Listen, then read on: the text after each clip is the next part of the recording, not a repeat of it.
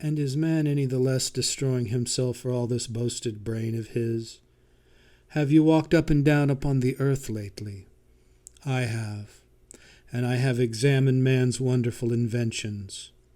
And I tell you that in the arts of life man invents nothing, but in the arts of death he outdoes nature herself, and produces by chemistry and machinery all the slaughter of plague, pestilence, and famine. The peasant I tempt today eats and drinks what was eaten and drunk by the peasants of 10,000 years ago. And the house he lives in has not altered as much in 1,000 centuries as the fashion of a lady's bonnet in a score of weeks.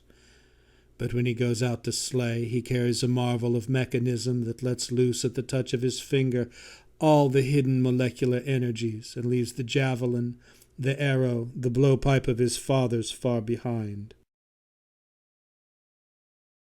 In the arts of peace man is a bungler.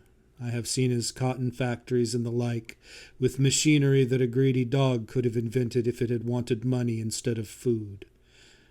I know his clumsy typewriters and bungling locomotives and tedious bicycles. They are toys compared to the Maxim gun, the submarine torpedo boat.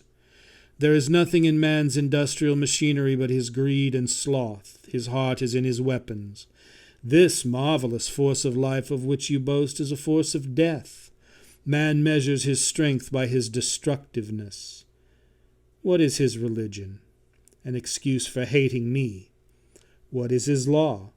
An excuse for hanging you. What is his morality? Gentility. An excuse for gloating over pictures of slaughter. What are his politics? Either the worship of a despot because a despot can kill, or parliamentary cockfighting. I spent an evening lately in a certain celebrated legislature, and heard the pot lecturing the kettle for its blackness, and ministers answering questions. When I left, I chalked up on the door the old nursery saying, "Ask no questions, and you will be told no lies." I bought a 6-penny family magazine and found it full of pictures of young men shooting and stabbing one another. I saw a man die. He was a London bricklayer's labourer with 7 children. He left 17 pounds club money, and his wife spent it all on his funeral and went into the workhouse with the children next day. She would not have spent 7 pence on her children's schooling. The law had to force her to let them be taught gratuitously, but on death she spent all she had.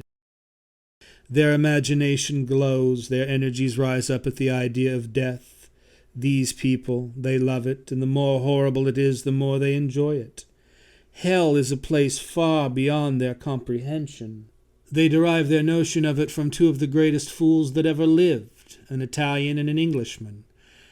The Italian described it as a place of mud, frost, filth, fire, and venomous serpents, all torture. This ass, when he was not lying about me, was maundering about some woman whom he saw once in the street. The Englishman described me as being expelled from heaven by cannons and gunpowder. And to this day every Briton believes that the whole of his silly story is in the Bible. What else he says I do not know, for it is all in a long poem which neither I nor anyone else ever succeeded in wading through. It is the same in everything. The highest form of literature is the tragedy, a play in which everybody is murdered at the end. In the old chronicles you read of earthquakes and pestilences, and are told that these shewed the power and majesty of God and the littleness of man. Nowadays the chronicles describe battles. In a battle 2 bodies of men shoot at one another with bullets and explosive shells until one body runs away, when the others chase the fugitives on horseback and cut them to pieces as they fly.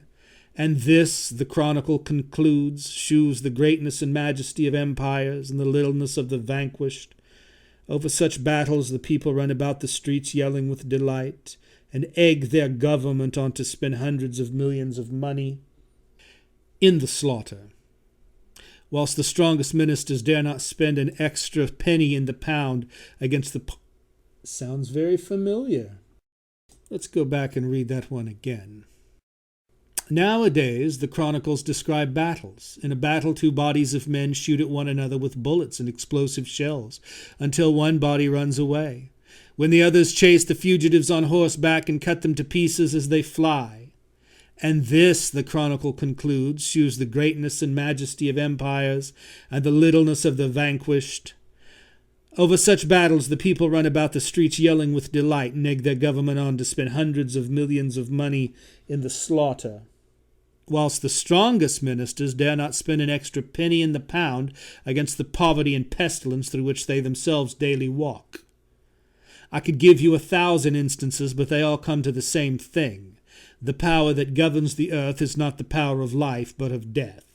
And the inner need that has served life to the effort of organizing itself into the human being is not the need for higher life, but for a more efficient engine of destruction. The plague, the famine, the earthquake, the tempest were too spasmodic in their actions. The tiger and crocodile were too easily satiated and not cruel enough. Something more constantly, more ruthlessly, more ingeniously destructive was needed. And that something was man, the inventor of the rack, the stake, the gallows, the electric chair, of sword and gun and poison gas, above all of justice, duty, patriotism, and all the other isms by which even those who are clever enough to be humanely disposed are persuaded to become the most destructive of all the destroyers. Don Juan. Pshaw, all this is old. Your weak side, my diabolic friend, is that you have always been a gull. You take man at his own valuation. Nothing would flatter him more than your opinion of him. He loves to think of himself as bold and bad. He is neither one nor the other. He is only a coward. Call him tyrant, murderer, pirate, bully, and he will adore you, and swagger about with the consciousness of having the blood of the old sea kings in his veins. Call him liar and thief, and he will only take an action against you for libel. But call him coward, and he will go mad with rage. He will face death to outface that stinging truth. Man gives every reason for his conduct, save one, every excuse for his crimes, save one. Call him liar and thief, and he will only take an action against you for libel. But call him coward, and he will go mad with rage. He will face death to outface that stinging truth.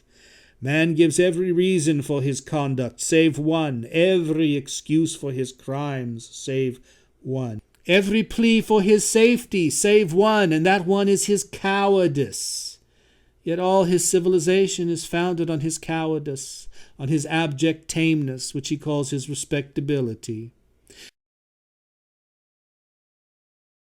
There are limits to what a mule or an ass will stand, but man will suffer himself to be degraded until his vileness becomes so loathsome to his oppressors that they themselves are forced to reform it.